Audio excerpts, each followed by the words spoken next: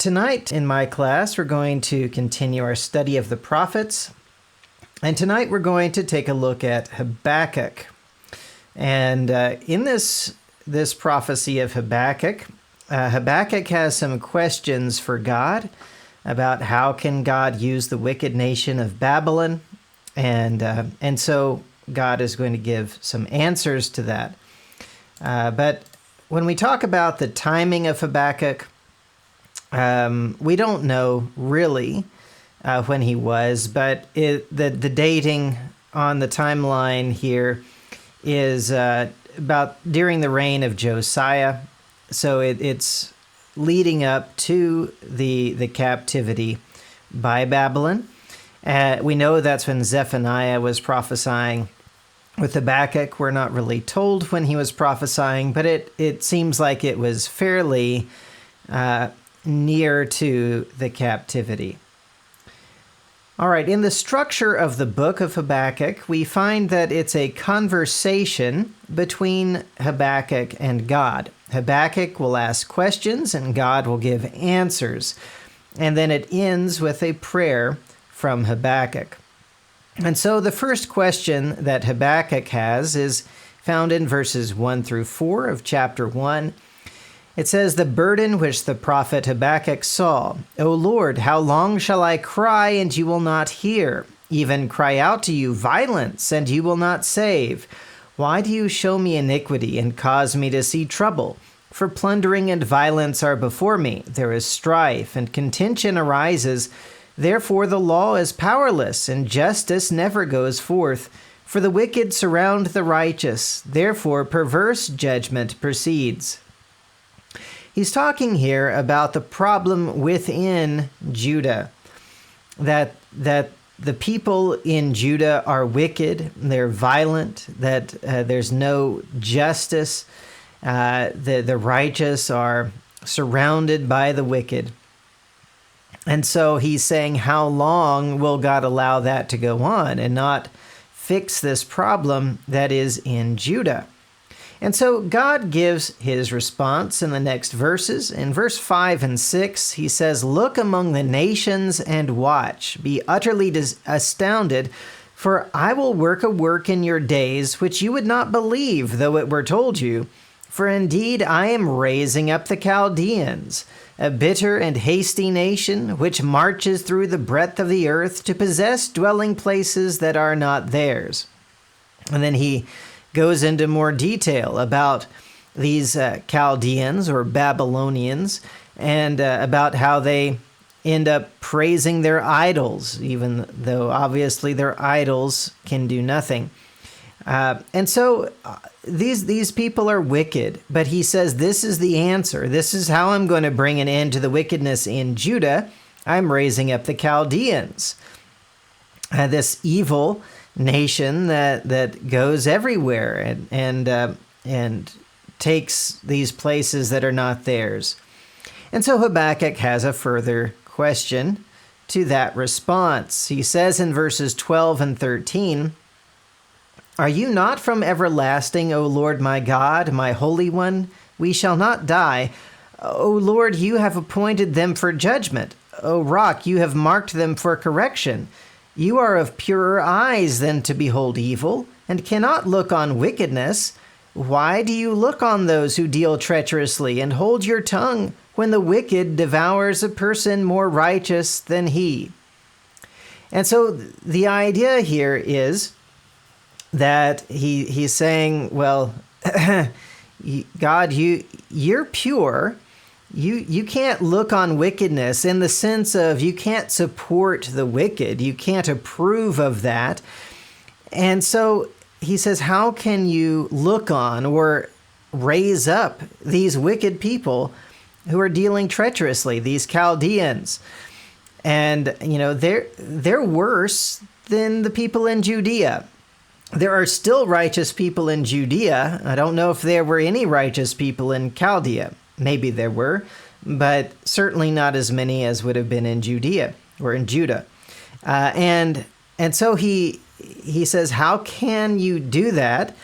But he recognizes that God knows better than he does. He's not criticizing God. He is simply asking a question. In verse 1 of chapter 2, he says, I will stand my watch and set myself on the rampart and watch to see what he will say to me and what I will answer when I am corrected. So he says, I know God's going to correct me. I know there's something I'm misunderstanding. So I'm going to wait and see what God will say. And so then God gives his answer to this question about how can you use this wicked nation, essentially. So in verses 2 through 4 of chapter 2, it says, Then the Lord answered me and said, Write the vision and make it plain on tablets, that he may run who reads it. For the vision is yet for an appointed time, but at the end it will speak, and it will not lie. Though it tarries, wait for it, because it will surely come, it will not tarry. Behold the proud, his soul is not upright in him, but the just shall live by faith, by his faith. And this is something that we're told in the New Testament as well, a quotation from here, the just shall live by his faith. The idea here is that while he is going to bring these wicked people to punish Judah for their wickedness, those that are righteous will still live. He is not going to destroy the righteous with the wicked. He's going to punish the nation of Judah, but those that walk by faith, those that are just, they will live because of their faith. God knows how to separate them. In verse 8, he says, talking about the Chaldeans or Babylonians, he says, Because you have plundered many nations, all the remnant of the people shall plunder you, because of men's blood and the violence of the land and the city, and of all who dwell in it. And then further down in verses 12 through 13, he says, Woe to him who builds a town with bloodshed, who establishes a city by iniquity. Behold, is it not of the Lord of hosts that the peoples labor to feed the fire, and nations weary themselves in vain? So he says that this nation, first of all, he says, you've plundered many nations, they're going to plunder you. And then he says, woe to him who builds a town with bloodshed. So that's the Babylonians. They're establishing their city through iniquity, through wickedness. What they're doing is wicked. And so he's pronouncing woe or some kind of judgment towards them. Down in verse 18 through 20, talking about their idolatry, he says, What profit is the image that its maker should carve it? The molded image, a teacher of lies, that the maker of its mold should trust in it, to make mute idols. Woe to him who says to wood, Awake, to silent stone, Arise, it shall teach. Behold, it is overlaid with gold and silver, yet in it there is no breath at all. But the Lord is in his holy temple. Let all the earth keep silence before him. So he says that statement there, that it's rather well known, verse 20, as a comparison with the idols. The Lord is in his holy temple. There is nothing in the temple of the idols. It's just a piece of wood or stone or gold or silver. But there's no actual God there. But the Lord, Jehovah, is in his holy temple. So let all the earth keep silence before him. He is the only true God. He's the only one who shall teach, and that you can really trust in and be delivered. And so in response to this, as God has said he's going to bring judgment against wicked Judah, because they've gotten rid of justice and they are oppressing the righteous. He's going to bring the Chaldeans, and Habakkuk is asked, well, how can you use them because they're so wicked? And God says, yes, they are, and they're going to fall as well because of their wickedness. So he's not approving of them. He is going to judge them, but first he's going to raise them up so they can judge Judah. So then the last part of Habakkuk in chapter 3 is a prayer. It's written as a type of a song, much like any of the Psalms that you'll find in the book of Psalms. It says in verse 1, a prayer of Habakkuk the prophet on Shigionoth, or however you pronounce that.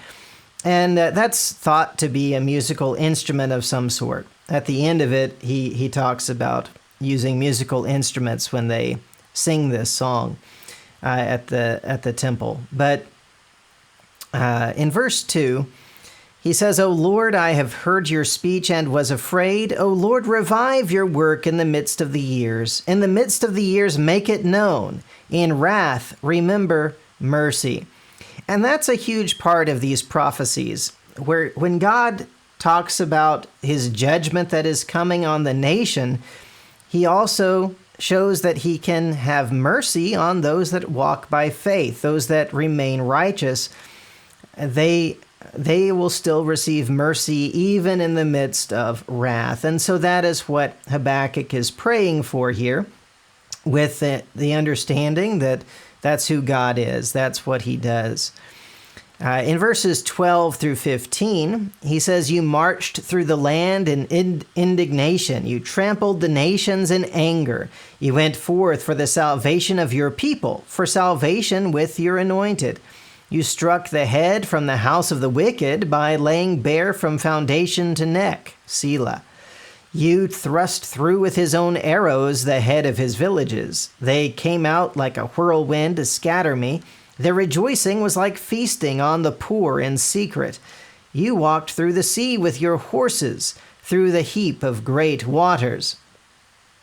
And then in verse 16, he says, When I heard, my body trembled, my lips quivered at the voice, rottenness entered my bones, and I trembled in myself that I might rest in the day of trouble. When he comes up to the people, he will invade them with his troops. And so he says, God is bringing this judgment. If we back up here to verses 12 through 15, he says, You trampled the nations in your anger. And he shows him as this, basically a picture of a giant who can just go through the deep waters, walking through them with his horses, with his army. He can just cross over wherever he wants to. He takes the wicked who are doing wicked things and takes their own arrows and thrusts them through with it. He's destroying the wicked, but saving his people, those that are righteous. And so Habakkuk says, I trembled when I heard the voice. Yeah, he felt like his bones were rotten. That's how he felt, because he was trembling so much. There was no strength in him. But he's not afraid of God doing this to him, because he's one of the righteous. It's just that God is that mighty and awesome and powerful that it strikes this type of fear into anyone who sees or hears his voice. All right, in verses 17 through 19, he says, Though the fig tree may not blossom, nor fruit be on the vines, though the labor of the olive may fail, and the fields yield no food, though the flock may be cut off from the fold, and there be no herd in the stalls, yet I will rejoice in the Lord. I will joy in the God of my salvation. The Lord God is my strength. He will make my feet like deer's feet, and he will make me walk on my high hills. And then he ends it with, To the chief musician with my stringed instruments. So he says, it may be that we have nothing, that there's no food available, that nobody can grow anything, that the animals are gone. It seems like it's just complete disaster on the land, but I will rejoice in the Lord, and I will joy in the God of my salvation anyway. The Lord is my strength. And that's the attitude we should have. If we're in a nation that is suffering because of wickedness, we can look at that as God bringing judgment on the nation. That happens with many nations to various levels. But if we are among the righteous, if we truly trust in God, we should be rejoicing in Him and have joy in Him regardless. We should have our strength in Him and know that God will still be with us, even if He is against the nation that we are in. And so in this prophecy, we find that Habakkuk's concerned about the wickedness in Judah that just seemed to continue without end. How long, he's asking. And God said He would stop it, but He would stop it by bringing these idolatrous Chaldeans, or the nation of Babylon, against them. And Habakkuk couldn't understand. How can God give victory to such wicked people? His eyes are too pure to look on wickedness, to approve of those things. How can He approve of this wicked nation coming against Judah? But God says He'll punish Babylon also, which He certainly did. And so one of the main points is that the just will live by faith, and God would preserve the righteous even when He's bringing justice on the wicked nation where they are. And Habakkuk ends the prophecy with this prayer, praising God, expressing his faith that God would save him, even though everything around him was bad. And that's how we should be. We should learn from Habakkuk's attitude. We may ask questions, not understanding how God does what He does or why He does what He does all the time, but trusting in Him that He does know what He is doing. And so we should trust Him, take our joy in Him, no matter what the situation is around us. All right, that's the lesson for tonight. Thank you.